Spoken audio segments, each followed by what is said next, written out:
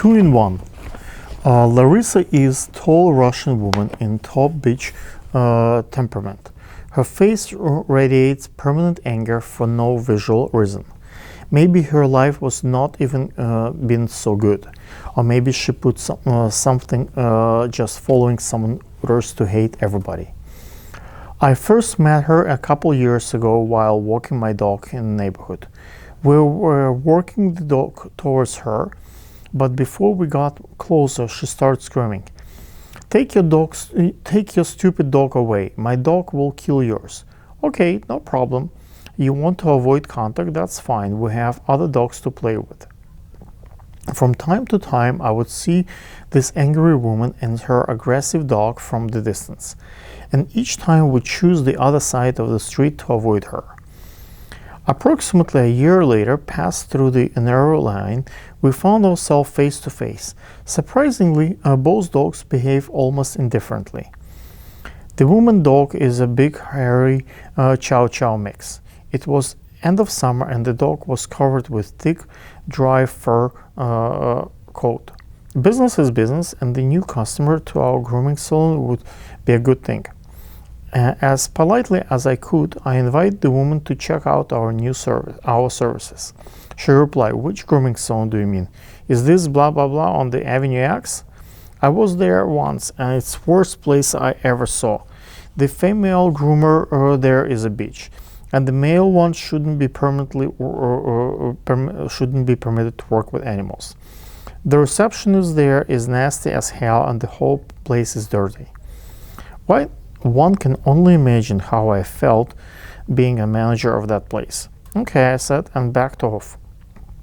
3 days later, I saw the same woman at the salon, and she was waiting for her dog to be groomed.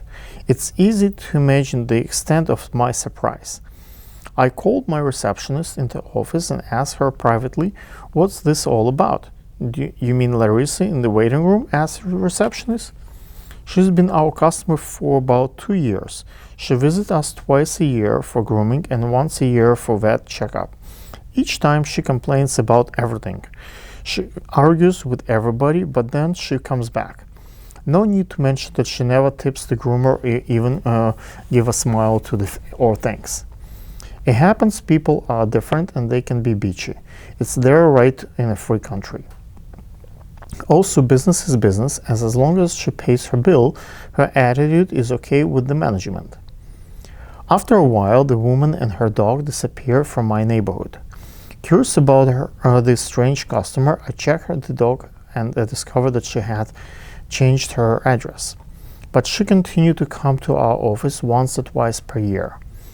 A couple of years later, during the slow business period, we got called the dog of our long-term customer needed emergency vet services, but the owner could not bring the dog herself. I agreed to pick up the dog. After half an hour of driving, we arrived at the pickup address, and the technician who came with me to help carry the heavy dog down the stairs called the owner and tell her that we have arrived. "I'll be home soon," she said rather impolitely. 10 minutes passed and then 15, and still no one came. We called again and got an angry response. "I'm coming."